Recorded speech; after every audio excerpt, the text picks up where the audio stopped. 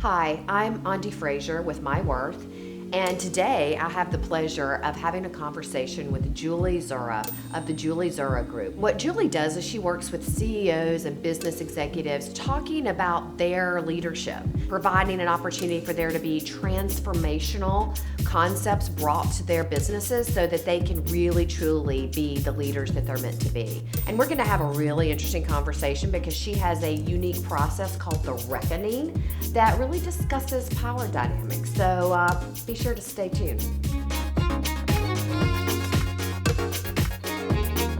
And thank you so much, Julie, for taking the time out of your schedule to be here and to talk with our viewers today about your business and what you do, and a little bit about how they can learn to navigate power dynamics in certain situations, especially maybe around their money. So maybe we should just start with hearing a little bit about how you came about to launch your company and what led up to that. So tell us a little bit about your journey. Sure, and thank you for having me here. I was in advertising. I was running the branding division at Publicis, working with some brilliant women, and we left to start our own company, doing corporate positioning work.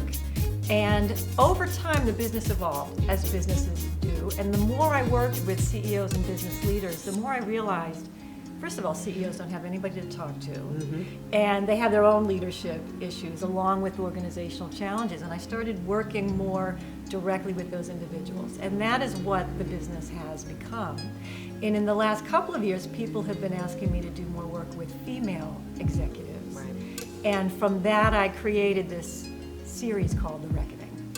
So before we get into that, I have a question. You brought up that CEOs sometimes find it difficult to find people to talk to, and I think even female business owners that are launching their companies might also have that same kind of challenge, because you don't want to necessarily let anybody know that you're concerned about something, or that failure is always that thing we try to avoid, Or and stuff. vulnerable in any way. What piece of advice would you give someone who feels like they're all alone and maybe doesn't want to be open and vulnerable about some of the challenges they're facing? Well, they should hire me.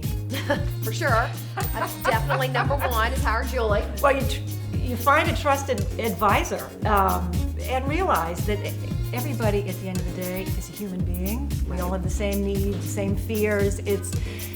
It's amazing when I think of the people that I have worked with, titans of industry who have their own concerns and doubts.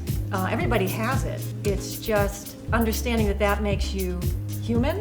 Right. And what made you a leader in the first place is that you have the courage to go forward and do it anyway. Right. And so it's remembering that it's that doing it anyway part that makes you powerful and makes you the leader. We all struggle with that. So tell us a little bit about the reckoning, because I was very intrigued when I was preparing for our discussion today to hear about that and what kind of led up to that. So tell us a little bit about what the reckoning is. Yeah, the reckoning, it came out of the work I do with women on overcoming the challenges we sometimes put in our own way to success. And the fact that while there's a lot of conversation these days in the Me Too movement about sexism and unfair treatment that's out there that we have to fight, the only people that we can control are ourselves. So to me, a woman has to have a reckoning with her own relationship to power before she can be truly powerful.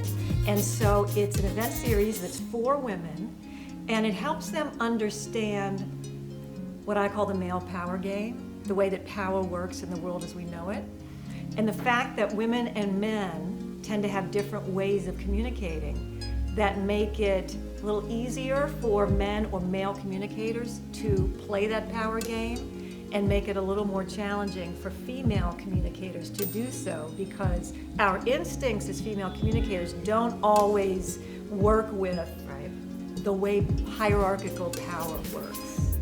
One of the things that I've run into, and I think a lot of women have experienced, is that especially if you go with a partner, if it's a husband and wife maybe going to an event where they're dealing with an advisor who speaks only to the husband and doesn't really speak to the woman. And I always wonder, how do you assert yourself a little bit where you can bring it to their attention without being rude or assuming? Is there any advice? Well, the first thing to do is to not bring it to someone's attention as a thing or Okay. as a complaint. Because as you say, if it's not intentional and you get that complaint, you're naturally going to become defensive.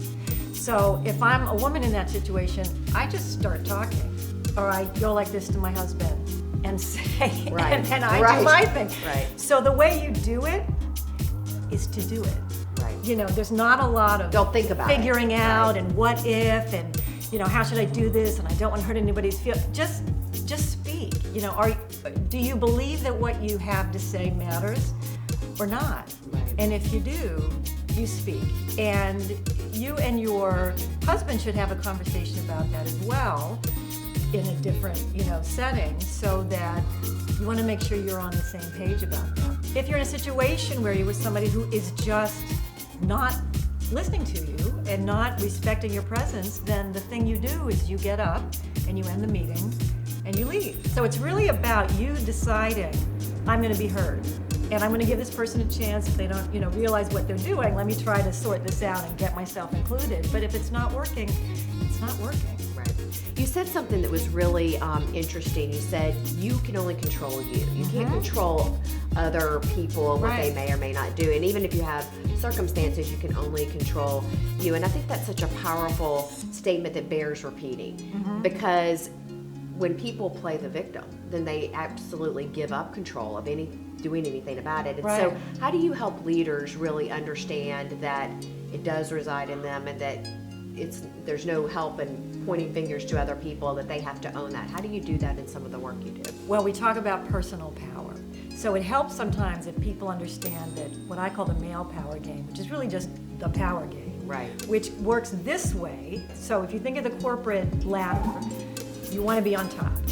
But there's not room enough for everybody at the top. So in order for me to be up, somebody else has to be down. It's a zero-sum game, which creates this kind of constant jockeying for power this way. And when you're in that hierarchy, you may legitimately have to report to somebody up here.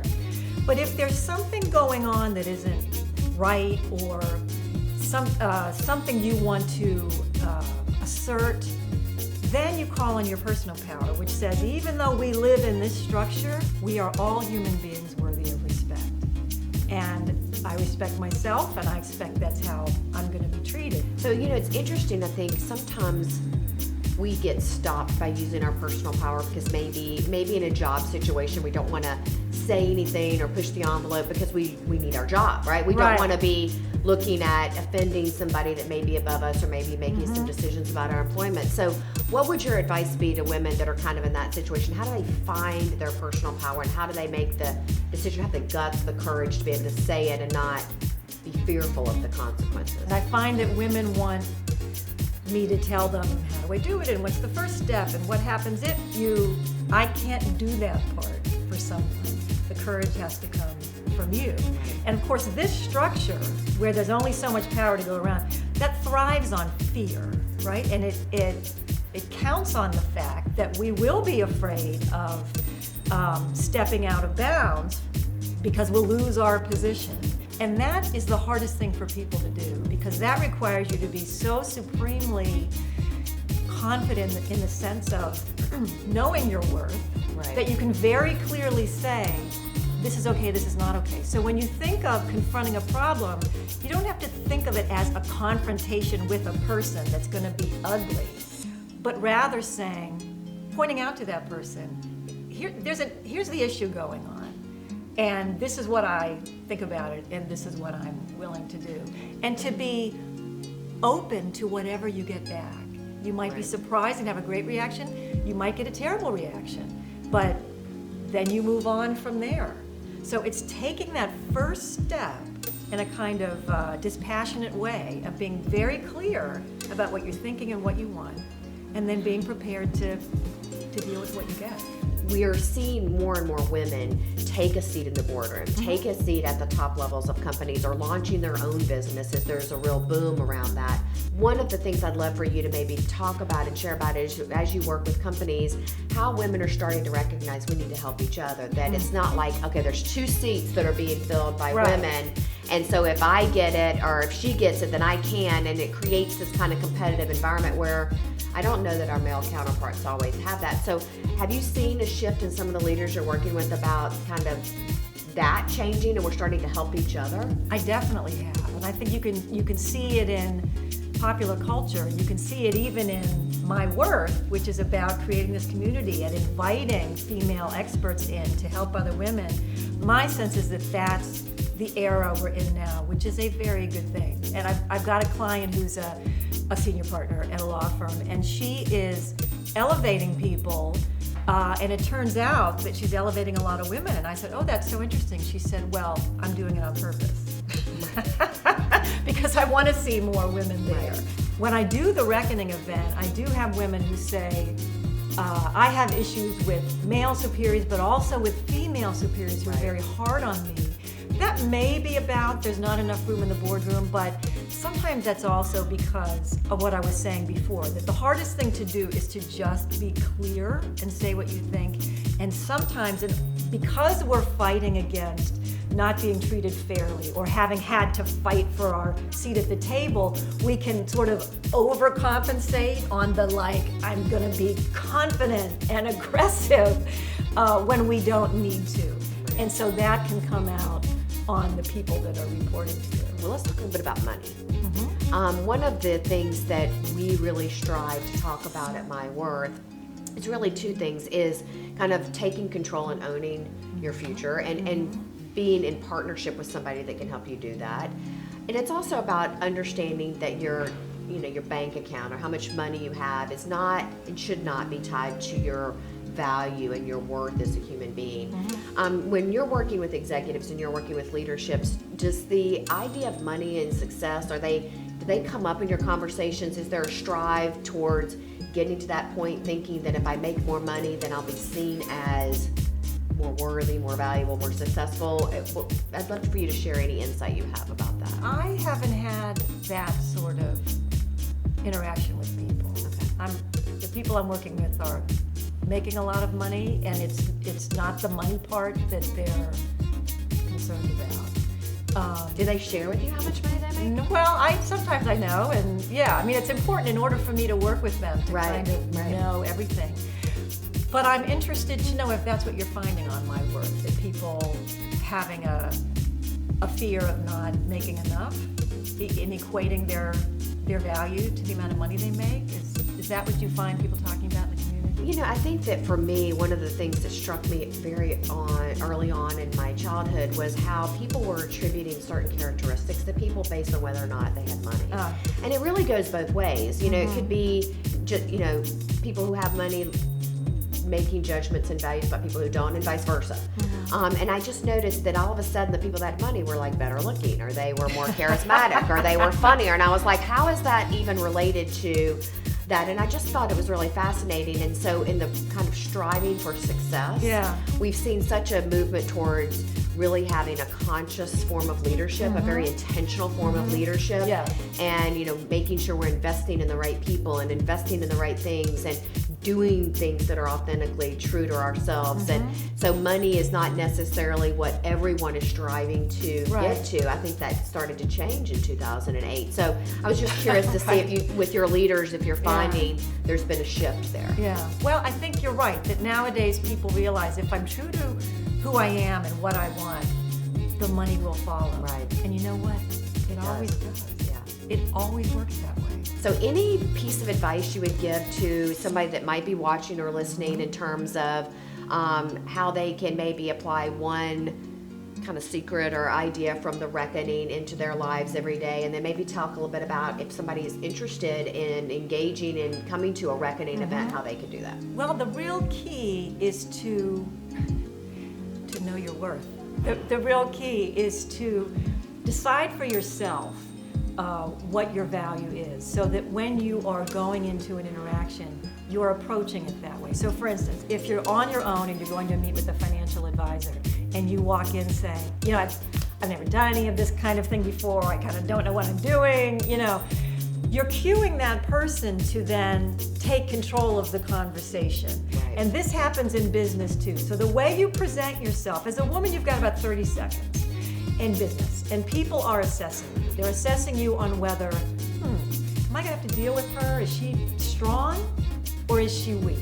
This is happening to you all day, every day. So in that first 30 seconds, you don't have to try to be strong, but you have to be certain of who you are and not go in already putting yourself in a self-depreciating sort of situation. So if I'm going to see a financial advisor and I've not kind of done anything or thought these things before, I might, instead of saying, oh, I've never done this before, I might say, you know, I'm making some decisions about my investments and I'm interested to hear what you think. So you're putting yourself on a peer level with the other person because that's where you are. Right. Yeah. Any last minute thoughts? Well, I do want to let people know if they want to come to a Reckoning event, you can go to juliezuraw.com. You will love it. So I'm wishing the best for myWorth, which is fantastic. Thank you. And the best for everybody who's kind of really looking to achieve the most they can with their money. Yeah, thank you so much for being here. It's My very pleasure. enlightening and intriguing conversation. So Thank you.